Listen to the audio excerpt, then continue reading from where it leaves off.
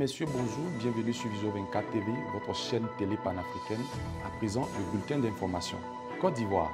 Le président de la République, son Excellence Alassane Ouattara, a regagné Abidjan ce dimanche 9 juin 2024, après un séjour en France puis en Corée, où il a pris part au premier sommet Corée-Afrique. Le président Alassane Ouattara a félicité le dynamisme des relations entre la Corée et l'Afrique. Il s'est réjoui du lancement de l'initiative pour le développement de l'Afrique en 2006, ainsi que de la récente mise en œuvre du programme Korean Belt Rice. Notons qu'une trentaine de chefs d'État et de gouvernement ont participé à ce sommet. Politique. Révision de la liste électorale présidentielle 2025. Des partis politiques s'inquiètent du timing donné et craignent l'exclusion de milliers de nouveaux majeurs dans cette opération. C'est le cas de l'Alliance pour la démocratie et la paix, ADP, qui a exprimé cette préoccupation. Ainsi, l'ADP exige le report de la prochaine révision de la liste électorale au premier trimestre 2025 en vue d'une prise en compte d'un grand nombre de nouveaux majeurs. Le drame est survenu dans la commune de Yopougon. Un apprenti chauffeur d'un minibus de transport en commun, communément appelé Baka, a retrouvé la mort dans un accident de circulation non loin de l'église Saint-André. Selon les témoignages du drame, le jeune homme a été écrasé par un véhicule après sa chute. En effet, la victime s'était accrochée à la portière du minibus comme ont l'habitude les apprentis chauffeurs. Malheureusement pour lui, la portière s'est détachée et il s'est retrouvé au sol. Tabo.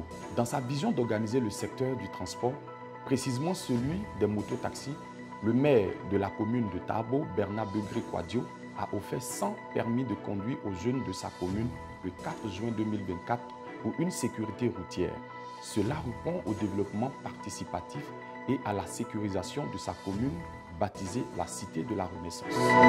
150 pensionnaires du centre civique de Boaké 1 ont reçu la visite de leurs parents le samedi 8 juin 2024, à l'issue de quelques mois de stage de résocialisation pour des échanges et encouragements. Économie.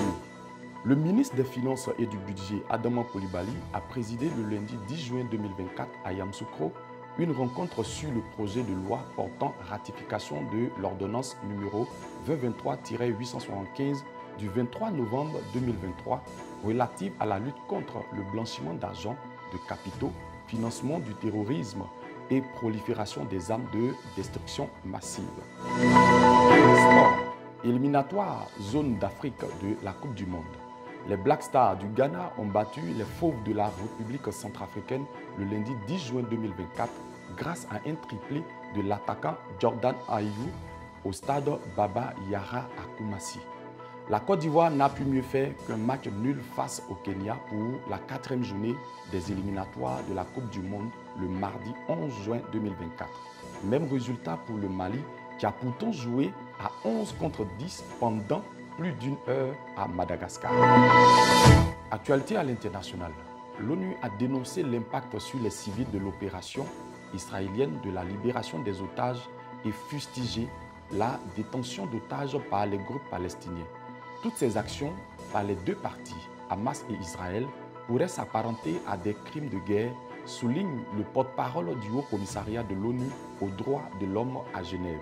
Il précise qu'il n'avait pas de moyens indépendants de vérifier le bilan de 274 civils tués donné par le Hamas à Gaza, mais il le juge d'être à 100% exact. C'est la fin de ce bulletin d'information. Merci de suivre Vision 24 TV pour ne pas être désinformé.